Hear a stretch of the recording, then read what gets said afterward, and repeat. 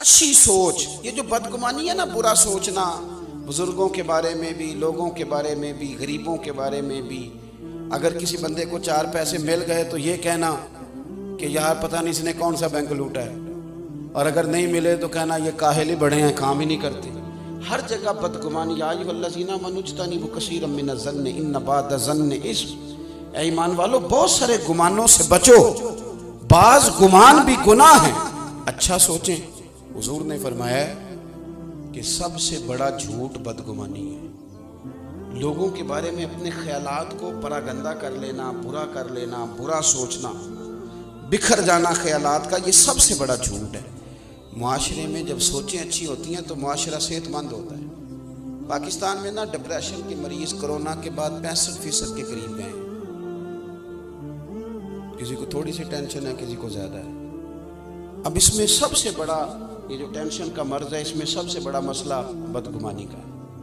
آپ ڈاکٹر کے پاس پہلے دن جائیں گے نا، مجھے ٹینشن ہے، تو پہلا سبق یہ پڑھائے گا کہ اچھا سوچا کرو، اور جو رب نے دیا اس پہ راضی رہنا سیکھو. ٹینشن ختم ہوگی. حضور صلی اللہ تعالیٰ علیہ وسلم نا اچھی سوچ لوگوں کے اندر لانا چاہتے، لوگوں کو لوگوں کے حق میں نرم کرتے. رسول پاک صلی اللہ علیہ وسلم ایک دوسرے کے لیے دلائل دیتے. ہر طبقے کی حضور نے عزت بیان کی. مزدور سے، محنت کرنے والے سے کہا یہ اللہ کا دوست ہے. جو تجارت کرنے والا تھا فرمایا جو سچا تاجر ہوگا قیامت کے دن نبیوں کے ساتھ اٹھایا جائے گا. ہر شخص کو اعزاز دیا، اچھا گمان. اگر بالفرض کسی وقت آپ کو ایسا لگتا ہے کہ فلاں آدمی یہ غلطی کر رہا ہے، تو ایک تو یہ کہ اگر وہ بزرگ ہے، کوئی عالم ہے، کوئی اللہ والا ہے، کوئی ہم سے بڑا ہے، ہمارا والد ہے، تو اس کی اس غلطی کو، اس کی تعویل کرنے کی کوشش کریں. اچھا، اگر کوئی اچھا پہلو نکلتا ہے تو اچھے. ایک عورت جا رہی ہے تیزی سے بے پردہ گلی میں، تو بزرگ فرماتے ہیں اسے بے حیا نہ کہو. ہو سکتا ہے بیچاری کا بچہ چھت سے گر گیا ہو، دوپٹہ ماں کو یاد ہی نہیں رہا، دوڑ گئی. حالانکہ یاد رہنا چاہیے تھا اس موقع پر، لیکن کچھ ایسا کریں کہ جس سے ہمارا ذہن ہر وقت نہ الجھا رہے. میں بس بات ختم کرنے لگا ہوں. سبق میں نے عرض کرنا تو میں کر چکا. اگر گمان ہمارے صحیح رہنے لگ جائے نا. میں ملک سے باہر تھا تو ایک صاحب مجھ سے کہنے لگے مولوی بڑے برے ہیں، پیروں کا کوئی حال نہیں، سیاستدان سارے پاکستان کے خراب ہیں، قوم ساری لالچی ہے. میں نے کہا آپ دور بیٹھے ہیں، آپ کو کیا بتاؤ. اگر مولوی پیر کچھ نہیں کر رہے تو مسجدوں کے اندر رمضان میں حافظ زیادہ ہوتے ہیں اور مسجدیں تھوڑی ہوتی ہیں. تو ان کو کوئی پڑھا رہا ہے تو اتنے بندے پڑھ رہے ہیں نا، کوئی عالم بنا رہا ہے تو بن رہے ہیں نا. کوئی آپ نے کبھی دیکھا ہے کہ آج ہڑتال ہے مولویوں کی، جمعہ نہیں ہوگا؟ کیا بات کرتے ہیں آپ، دور بیٹھ کے بدگمانی.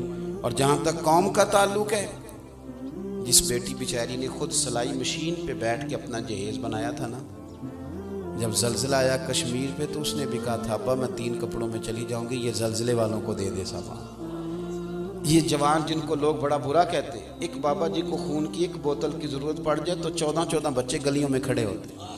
ان کو برا کہتے ہیں. ہم اپنی سوچ کو ٹھیک نہیں کرتے. وہ کیا کہتے ہیں، اینک کا شیشہ نہیں صاف کرنا، سامنے والے کا منہ ہی صاف کرتے رہنا ہے. آپ تھوڑی سی توجہ دیں. امام عبداللہ جعفری رحمۃ اللہ نے لکھا ہے کہ سارا بغداد جتنا بھی تھا سب عزت کرتا تھا حضرت بشر عافی رحمۃ اللہ علیہ کی. سارا بغداد عزت کرتا، پیار کرتا. ننگے پاؤں چلتے تھے تو جانور بھی گوبر نہیں کرتے تھے گلیوں. اتنا اللہ تعالیٰ نے انہیں اعزاز دیا تھا، نوازا ہوا تھا. لیکن بغداد کا ایک تاجر تھا، وہ کہتا تھا مجھے نہیں اچھے لگتے ادھر بشر عافی. بھئی تمہیں کیوں نہیں اچھے لگتے؟ ذرا وجہ سننا. کہتے اس لیے نہیں اچھے لگتے کہ وہ جمعے والے دن نہ فرض پڑھ کے چلے جاتے، باقی مسجد میں نماز نہیں ادا کرتے. مسجد میں کون سی نماز پڑھنا ضروری ہے؟ وہ پڑھ بھی لیے. ہمارے ہاں نا باقیوں پر تو نہیں، پر پابندی ہوتی ہے کہ عصر کی بھی پہلی 4 سنتیں پڑھے، اس پر پابندی ہے. تو میں اکثر کمیٹی والوں سے پوچھتا ہوں کہ جو پابندی اللہ رسول نے نہیں لگائی وہ آپ کیوں لگاتے ہیں؟ مہربانی کریں، لوگوں کو گنجائش دیں. آپ وہ جبر کیوں کرتے ہیں جو آپ کو نہیں کرنا چاہیے؟ جی حضرت بشر عافی رحمۃ اللہ علیہ فرض جماعت کے ساتھ جمعے والے دن پڑھتے ہیں تو باقی نماز پڑھے بغیر چلے جاتے ہیں. لوگوں نے اسے سمجھایا تو وہ تاجر کہتا ہے مجھے بڑے عرصے کے بعد ایک دن خیال آیا ویسے پتہ کروں تو صحیح، کچھ تو مجبوریاں رہی ہوں گی، یوں ہی کوئی بے وفا نہیں ہوتا. پتہ تو کروں مسئلہ کیا ہے. मालूमात तो करूं। कहते जुमा पढ़ा हजरत के साथ मैंने, तो सलाम फेर के वो निकले मस्जिद से, तो मैं भी उनके पीछे हो लिया। उन्होंने जल्दी से जाके ना तो एक नान भाई की दुकान से नान खरीदे, तो मैंने फिर बदगुमानी की। मैंने कहा ओहो, पीर साहब को भूख ने सताया था, इसलिए सुनन और नवाफिल छोड़ दिए। फिर वो थोड़ा आगे गए तो उन्होंने गोश्त वाली दुकान से कबाब खरीदे होटल से, तो मैंने कहा मौलाना की उम्र देखो और जायके देखो। फिर वो जंगल की तरफ बढ़े तो मैंने तीसरी बदगुमानी की। मैंने कहा ये मुरीदों से छुप के सब्जे पे बैठ के खाएगा। कहते हैं थोड़ा सा रास्ता गुजरा तो एक कच्चा मकान आया, बाहर से कुंडी लगी थी।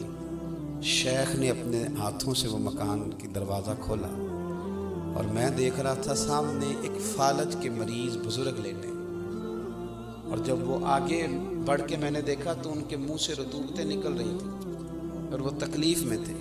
हज़रत बिशर आफ़ी ने पहले सीधा करके लिटाया, फिर अपना इमामा खोल के पानी में डुबो के उनका मुंह धोया और पहला लुकमा तोड़ के उनके मुंह में डाला। तो फरमाने लगे बाबा नाराज़ ना होना, जुमा था, मुझे देर हो गई, अभी तो मैंने सुन्नतें और नफल भी पढ़ने हैं, अभी तो मेरी बकिया नमाज रहती है। वो शख्स कहता है मैं बाहर खड़ा था तो मेरा वजूद कांपने लगा। मैंने कहा मैं क्या कहता था, ये क्या बना, मैं कहाँ खड़ा था, ये क्या रंग निकल आया। हजरत शेख ने जब कहा ना माफ़ कर दो तो बाबा जी रो पड़े। कहने लगे मेरा आगे पीछे कोई नहीं और जो थे वो भी मुझे छोड़ गए।